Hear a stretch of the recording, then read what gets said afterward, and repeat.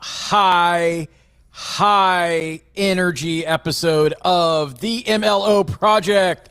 I am your host, Frazier, and joining me always is Michael Hot Sauce McAllister. Michael, what's up, buddy? What's up? I don't know if I was ready for the high energy, but you willed it into existence. Let's go. Look, it's mortgage. It's not sexy. Everyone's like, all right, great. What are they going to talk about now? And look, if you're seeing the title, you know what we're talking about. We're talking about you. We're talking about the originator, and this is a topic that I thought was important because Michael has a lot of challenges, right? And no, this is no, guys, we're just having fun here. But Michael has a different experience and background in this industry, than mine. But ultimately, in both of our roles today, serve loan officers. And so Michael, being a former loan officer turned entrepreneur, marketing company owner, and then helping producers generate leads, hundreds of clients, myself, former executive, owner of a mortgage company, running sales team, consumer direct. Now I'm a coach and a consultant. So we work with hundreds of loan officers, thousands, if you think about it, every single month, right? Through webinars, through our calls, through our coaching. Collectively, that's who we touch every single month. And so I thought it would be cool because if you're an originator, well, if you're listening to this, I'm assuming you're an originator. I don't know why anyone else would listen to this podcast, but if you're an originator, one thing that I get a lot as a coach is like, hey, what is this other person doing? And how are they having success doing that? How are they this or that? And so I thought it would be a interesting conversation to have is from Michael's perspective and his experience with originators, being one working with them and now working for them essentially as, a service provider, and myself working with them and now for them as a coach and consultant. Is where do we see the overlap, right? The common denominators of the producers that seem to produce at a high level, the common denominators of producers that don't seem to get hurt by market condition or what rates are doing or whatever. And so I thought it would be a good conversation to have, and so that you could listen and see hey, these are the characteristics, these are the traits, these are the things that we see these loan officers doing, and then also talk about the reasons what we see is why we know that works. And so that's what we wanted to do on today's episode. So, Michael, I want you to go back to when you were an originator and working with other loan officers. For the ones that were doing better, let's just start there, and then we'll go back and forth and just see where we overlap and whatnot. But start there with the ones that whether it was you trying to hey, why are they doing better and I want to do that too. What was maybe the first thing that you noticed or that stood out to you? Yeah, the first thing that I noticed, and I can remember this really vividly, and this didn't matter where I was at, but starting at Bank of America and Wells Fargo, and then actually retail, CMG, Movement Mortgage. Mm-hmm. It didn't matter where I was at. The top producers always seemed to be so aloof to the BS and the drama that was going on around them. Yep. There was never a top producer was never involved in branch drama, if there was any branch drama. Yeah. They were never the ones hanging around after meetings to see, to BS with people and be chummy with. It's not that they weren't liked, that. I've been places where the top producers weren't liked, but that was in common, even in places where people idolized the top producer there. Yeah. And thought they were the best person. They just always seemed to be focused on whatever it was they were doing. It's they didn't even have time to be thinking about anything else. So when I think about my answers for this are going to vary. When you put it that way, though, that's definitely the first thing that comes to mind. When I was early in my career, I noticed that very quickly. The top producers were not involved, super involved in the day-to-day crap within the branch. Yeah, and then as a coach, that's what I talk about all the time, right? Focus. right? And you don't get into, I mean, now in like today's world, it's like the doom scrolling and all the, and also the industry like drama that we, have on like Facebook all the time. It seems all the time now, but like, and I don't know if and like, guys, look, I've been in the industry for a long time, and I don't think the drama is new. I just think now it's just more prevalent because you have a vehicle for people to see, see the shit that would just happen in general, but just now you see it like front and center. But that focus, right? Like, and I noticed as from seeing just anyone that I saw that was what I would call exceptional at what they did, is they didn't get drawn into the dumb shit, right? And that's really what drama is. Drama is dumb shit. And so I'm gonna be really, really like frank right now.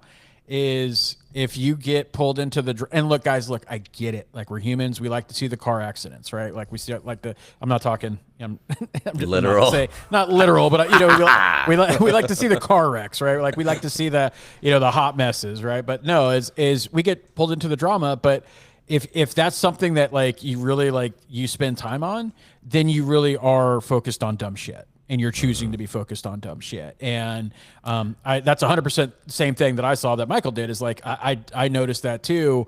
And when I came over to the mortgage side and dealing with producers and the people that would like always whine and complain, oh, my conditions, this, I'm trying to get these 2 files, all those people, they were always the drama people, the top producers. Like, a lot of times you even freaking hear from them, right? Like, yep. there was nothing, because they were just head down focused on getting deals done. Yep, exactly. There's a huge difference there between, I think today things are even a little bit different than what I was describing, because when I was remembering back to the social, at least I wasn't as involved in the social scene or whatever. This is 2015, 2016. So the social scene, social media scene, I should say, social media scene wasn't as developed as it is today. So I think part of the reason why we see more drama online is like the same people that were drama in their local branches have just now moved online and now it's all under a microscope. It's something that we all see and interact with. But if you're thinking about Rocket versus UWM, if you're thinking about, the thing that this other broker CEO said on Facebook this week and all that, like, if you're getting wrapped up in that, that's today's version of what I was describing, from back in 2015, 2016. Yeah. So what else did you notice in the high performers? High level of communication, like, as far as practical, like, getting away from like the touchy feely, like, abstract, a high emphasis and focus on communication. And this is communication with anybody. Like, this is Todd Bitter and pick up your damn phone. This is, so that's anybody that's calling you. It's like, it is just like an ingrained, like, a habit, reflex, whatever it is. They just communicate, and they communicate with their team. They communicate with the borrowers. They communicate with real estate agents, like, over communicate, emphasize communication, like, communication. That's the other thing. I've got like 5 or 6 names written down. And believe me, myself is not like, there's so many things on that I'm identifying here that I'm like, oh, okay, this is why I was never a top producer in mortgage. I've got like 5, 6 names written up here with like a Venn diagram where I'm writing this down. And that communication one is definitely the biggest. Yeah, no, that's it. We had Bryce on a few episodes ago, and you can correct me if I'm wrong, but the way that he phrased it was something that I thought was awesome. Is like, the way that he stacks up for his communication was not to make sure that we communicate, was to make sure that miscommunication wasn't possible, right? Yep. Something to that effect. And I thought that was like it was an interesting perspective, because it was like the flip side of the coin. It wasn't like to over communicate, because I mean, what the hell does that even mean, right? Like, I mean, I get it, but like, ultimately it's like, not just to communicate. It was like, hey, no, there was the purpose to our communication, which was to make sure that miscommunication was literally impossible. And so, or misinformation and all of that stuff was impossible. And so that to me was a huge one, right? Like, that was huge. And again, so we've talked about focus, right? We talked about communication. These are things that we've both seen in originators that perform at a high level. And the reason why I want to bring this up, and guys, like, this wasn't going to be some like earth shattering episode that we're going to untap some, I don't know, maybe we'll get something that you guys have never heard of, but like, when we talk about like how am I trying to grow my business, how am I trying to scale, and how am I trying to do these things, like the like it's not hard shit, right? Like it's not like focus, right? Like that's not like you don't need a freaking go to school for that, right? Communication, right? I mean, I guess you could, have some, some courses. You could have to help a communication degree. Yeah, a communication degree. So it's not, you don't have a focus degree, but you have a communication degree and stuff. But like how to communicate. But even I know people that had communication degrees and they don't, they're not great at sales. But like, so it's those things, those fundamentals and those basics that are important. So yeah, let's keep going, man. Like what else? Yeah, and on that communication piece, just to cap that off, like when I say communication, I don't mean they eloquently communicate or that they are very persuasive or anything like that, right? It's exactly what you said about what Bryce had said. He communicates with the intent to not be misunderstood, not with the intent to make sure that he's understood, and that's a huge difference. The other thing, and this kind of goes hand in hand with focus, but it is a little bit different, and I'll clarify why. But it's essentially this: every top producer that I've worked with has an insanely powerful and independent sense of direction. So they I think we talked a few episodes back about the client that I had that that kind of disengaged from our coaching for a little bit, and he's been a client for like 5-6 years. His LO is kind of disengaged from our coaching, and his ROI fell off a cliff over the last 6 months to a year. And he's a good example of this, where he was so after 5 years of doing this, of working with us on these leads, he was ready to just be like, oh, okay, 6 months are last 6 months it wasn't ROI positive. He was ready to just shut it down. And I'm using him as an example because there's no I'm not trying to connect dots and tell a story here.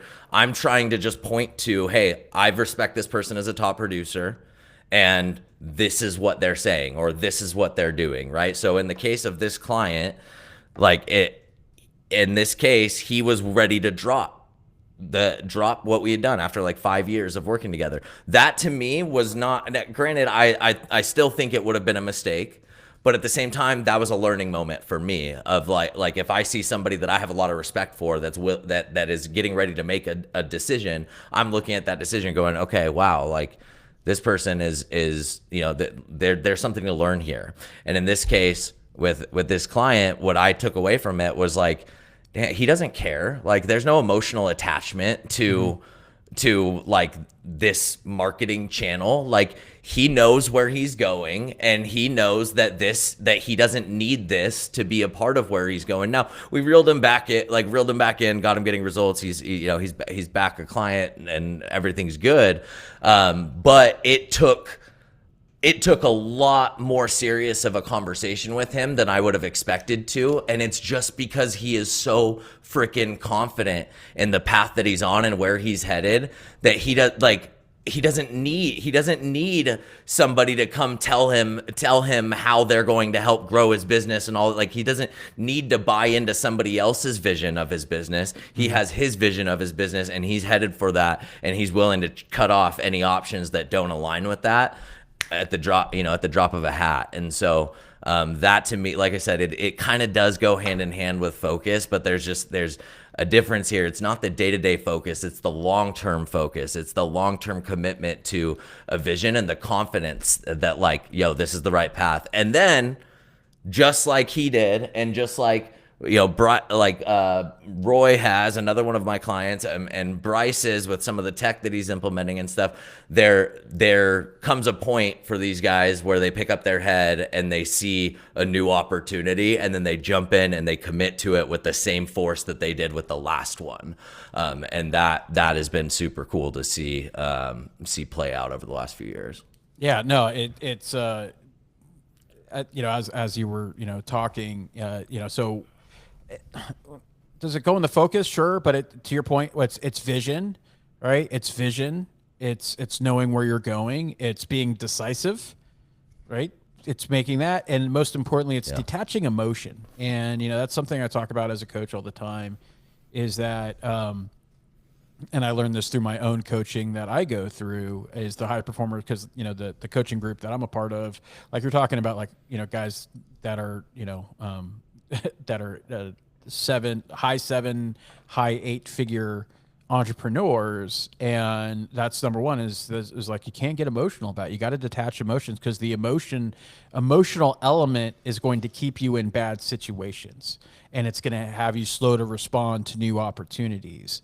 And so that detaching emotion, being decisive. But here's the thing that Michael brought up, and this is important, is committing to what you decide. And so it's one thing to make a quick decision, right? A lot of people think I need to take a long time to make a decision. If you look at most of the call it the wealthiest, richest people in the world, entrepreneurs, business builders, or whatever, one of the common traits they have is quick decisions, right? Mm-hmm. They don't like, go into these to death, right? Like they make quick decisions because they know they could adjust down the road if they need to, right? Yep. Or make a decision to like, hey, this is not and cut bait and not feel emotional to it, right? Mm-hmm. And so, and burn the bridges, right? Like that's like that's what like you've heard that decide, like the Latin roots, like have you heard that like kind of breakdown? Okay. So the word decide stems from sere and de, right? Which sere means cut and de means like to remove or like like the anti, right? So like so D and sere, decide, it literally means to cut off, as in to cut off all other options and to stay committed to only. So, you're talking like burn the boats, right? Yeah. Did I say burn the? You said burn the bridges, burn bridges. Oh no, don't do that. Burn the boats. Wow. The boats. I fucked that one up. Wow. Yes. Yeah, definitely. Michael's one of those guys that like says all the, like the the idioms and stuff like completely wrong, right? All the different things. He's like, two in the hand is worth, red sky at night, sort of deal. Burn the. Well, I said but I thought you were saying something different. But I'm literally picturing this in my head, and I'm picturing like I guess like in medieval times, you like throw the bridge over the moat and go, and then light the bridge on fire behind. That's not the way it's supposed to go. That's interesting, wrong, right? Because you're cutting off everything, right? It's like. Yes.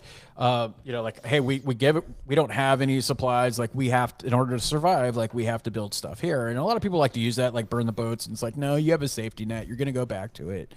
But when it comes to the decision is also the commitment to see it through. And so that's why as a coach, one thing that I talk about to coach, but it's because these are the traits that I see in high performers, not just in our industry, but in all the other industries that I'm involved in, is that it's decision and commitment and understanding what those mean. And like, just like you commit to your family, and I try to anchor it to something that will ring true is like your kids. You make a commitment to your kids.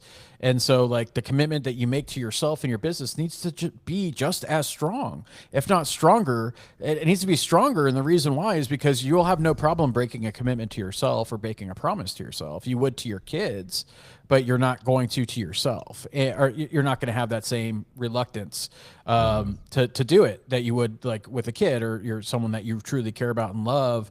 That's the type of commitment we're seeing. And so when I look at the high performers, that's what I see. I see, hey, I'm not only going to make a decision, right? And because indecision is the enemy of success, but I'm going to make a commitment to see it through, right? And it doesn't mean that you stay with it if it's obviously going around. It's like I committed to seeing this through one way or another. And if I'm going to decide, I'm going to pivot, I'm going to change. I'm not just going to quit and give up. Right. And so all of these are fundamental and essential characteristics of the high performers. Michael sees it like in his clients. I see it in the loan officers I coach. But ultimately, like one thing, another thing that I see in the high performers is that they are very, very specific with how they spend their time, right? And so like they're committed to their calendar, and so they know what their time is worth, and so they don't say yes to everything. They don't try to do every little thing to death, and because like someone says like there's so many things to do and they're all important, it's like, yeah, but they understand where they're going enough, because all of these things that we're talking about, all these characteristics, they play into each other, right? They're not these independent silos that don't ever talk. No, they all fit together like a puzzle. And the cool thing is that every single person has them fit together differently, but like they don't have to decide like what's important, what's not. They know their priorities, they know where they're going. And so that's when they look at everything and they realize like this happens before this has to happen, because you can't do everything.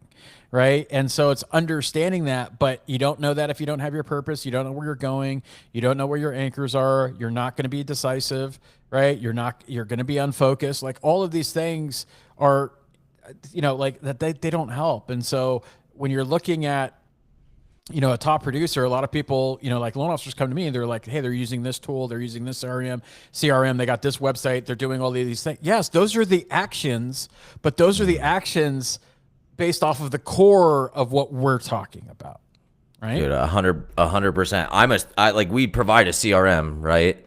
We provide an all-in-one marketing platform. Like I will tell you right now, there is not one tech tool that I have ever seen that like I could say what I'm saying about communication, what I'm saying about strong sense of direction, what I'm saying about focus. Like there's not one tool, one external thing that I could point to that all those people had in common, like these like intangibles that we're talking about. There, like it just doesn't exist. So that if you're looking there, you revert back to number one and the focus thing. You're focused on the wrong things. Yeah, and the intangibles obviously is another one, right? Everyone's got their own little elements. They're not all part, and that's what I want to drive point. This is why we're talking about the characteristics and what we both see, because Michael has a different perspective than I do, right? Because we both interact with loan officers in different ways, right? And we also have like our own areas in which our environment is different, in which we interact with originators.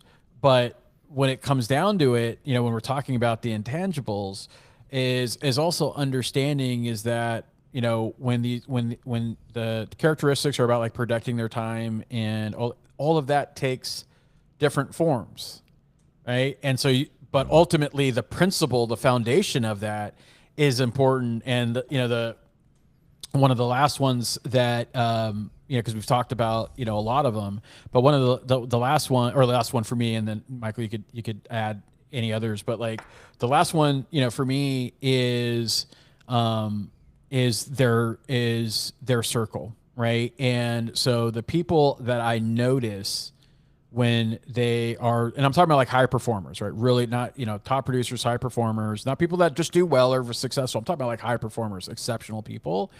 Is their circle as they climb gets smaller, because what they know is that ultimately a lot of these people around them see them as like a solution to their problem, as opposed to like, hey, how can I be around that person to learn, right? And be it like, or how can I monopolize that person's time to help me? But they audit their circle, and it goes hand in hand with their time management and how they spend their time, is that their circle gets smaller. And so a lot of people, that's why they say it's lonely at the top, right? Like there's a reason why that phrase exists. It's because when you're truly trying to be exceptional, and a lot of people see this as ego, and a lot of people, with the things that I do, I can't have conversations with every person, because some people just don't understand it. Like some people don't understand the sacrifice that I've chosen to do with like personal stuff, right? There's things like, but it's because it's to serve a higher purpose that I want to achieve, right? Yeah. And so like when that circle, when you do that, it gets smaller, because you just don't have time for the other stuff, for the knucklehead stuff, right? Mm-hmm. Yeah, and yes. I mean, you end up like to build on that, and I'm not even there's a couple things that have come up during this conversation that are like make me want to ask more questions to these people that I have in my head, like that piece. Oh, damn, I forgot. I actually kind of forgot where I was going with that, because there was something that I was like thinking back to earlier and trying to remember what I was talking about with that. But yeah, anyways, I'm just gonna shut You're up. gone. Man. You're gone. I'm gone. All right. It's Yeah. gone. All right. Yeah. All right. Well, I'm shocked. This is probably only like the second time that this has happened in 14 episodes or whatever. So I feel good about that. I think it was like the first episode in. You were like, "Yeah, I just kind of lost everything that I was going to." We were talking about. Well, I'll kind of feed into it. It was the talking about auditing the circle, lonely at the top type. Oh, stuff. there you go. There you go. Yeah. So your circle. Yep. Your circle gets smaller. Your circle gets smaller, and sometimes that's just life happening in combination with your standards raising, right? Because in order to achieve a high level, like you hold yourself to a higher standard, and as you hold yourself to a higher standard, you inevitably like start to see different things and hear different conversation in a different light, and you start to be more protective of like your headspace, the people that you care about, your kids, your spouse, like you're protective of their headspace, and what that results in, or at least what that's resulted in like in my life and in the lives of at least one of these clients that I'm close enough to know this about them. What that ends up resulting in is not necessarily, they're like invisible walls, I should say, right? They're invisible walls that kind of go up. They're not conscious decisions that we make to remove people from our lives. They're like these weird invisible walls that come up when like our like the way we view the world has moved onto a plane that's not the same plane as maybe it was the sibling, right? The sibling that we have that we spent a lot of time with growing up that just never quite got out of that headspace mentally, and you still love them and you still care about them, but you end up like, for some reason that you can't exactly explain, it was never a conscious decision, you end up spending less time with that person as you're going forward, and you look back and you realize like, oh shit, like, okay, they said it was lonely at the top, and I said that wasn't going to happen for X, Y, and Z reasons. And then you realize over time, like, oh, well, it does. It's a function of leveling up. It's a function of raising your standards for yourself and for your family, is that inevitably you're going to, lose some people to those invisible walls along the way. So yeah, just another great one that I, like I said, don't have the personal experience with some of these clients to be able to say for sure that they have that, but I can say for sure that I've experienced that, and at least one of these clients, I know him well enough to know that he's experienced that as well. Yeah. So hey, that was good recovery, man. You rode it off the rails, and then it was all you. It was all you, dude. All you. I was ready to send it for the day, dude. You guys couldn't see it, but he was like, he's about to turn off his camera. He's about to but he had his head down. He's like, I guess this is it. This is it. This is the last episode that I'm going to be allowed on. But like, but you recovered nicely. But it in all seriousness, everybody that's listening here is that, it's different for everyone. Now, those principles are the same, right? But how you deploy those, how those look to you, are all going to be different. But it's like, what is the phrase? Like, everyone wants to be a gangster until it's time to do gangster shit, right? It's the same thing as being a top producer. Everyone wants to be a top producer until it's time to do top producer shit, and that's like sacrifice, and that's like time and effort and everything. I'm coachable. They learn. That's another thing, and that's the last thing I'll say as we wrap. But like, I have not yet met one that hasn't like either talked about a coach or a mentor, right? That they actively that they bounce people off, right? And I know a lot of people are thinking like, oh, you just need a coach for accountability. You can't hold yourself like, that's part of it. Like, coaching is part of it, right? I know I go through coaching, and it's because I want to be the best. And that's that's what these people do, is that they get coaching is because they are strong enough with their ego, or I would say strong enough, but comfortable enough with their ego to know that like, they can always be better, and they want to be the best versions of themselves, right? Yep. And so that plays into all of that, and that's also ultimately the driver that lifts everything else up that we talked about. And so, so as you guys are listening to this and thinking about those common denominators, like guys, like I don't know if you guys were coming in here thinking like there's gonna be a strategy of like some script or some shit. Like, that's not what that is, because I'll tell you, if scripts were the thing, then everyone would be cool. right? Like everyone would be doing the business they want to. If it was the tool, then everyone would be doing like what it's not, right? That's why you could find, 5 people that use like Mortgage Coach and are like, like $100 million a year producers, and then 5 people that use Mortgage Coach and they haven't closed a deal in 6 months. Is it the tool or is it the person? It's the person. And so the more that you understand, and not only the person, but it's also the principles that we defined here today. And so I think we covered the ones, and that's why I wanted, and we didn't like set this up. I told Michael, I said, I wanted to just have the conversation and just ask you the questions so we could find like the common ground. Cause I knew it was going to be common anyway. So even without Michael like saying any of that stuff, those are the things I would have brought up, because that's what we see on both sides of the house, essentially, with the originators that we've had access to and worked with over our time in this industry, that makes them the high performers, that makes them the top producers. And so I want you to take what we talked about today to think about like, all right, like how does that look in my world, right? It's not a verbatim rinse and repeat, copy and paste. It's like, how do I take those principles and foundations and apply it to what I'm willing to do? Because whether you like it or not, you're an entrepreneur. You're either a willing one or an unwilling one, but you're still an entrepreneur one way or another, and you got to figure out how you're going to make those principles work for you. Any final thoughts there, Michael?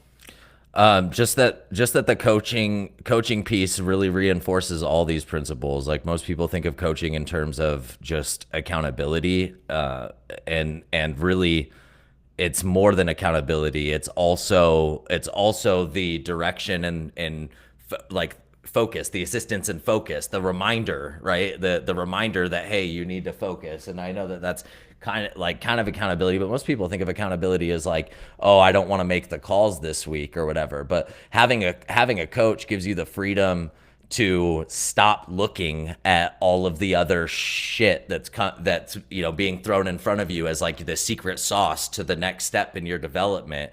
Having a coach gives you the freedom to ignore all of that, knowing that like you've got somebody that's got your 6 and you're just focusing head down on the priorities that we talked about earlier. So 100%.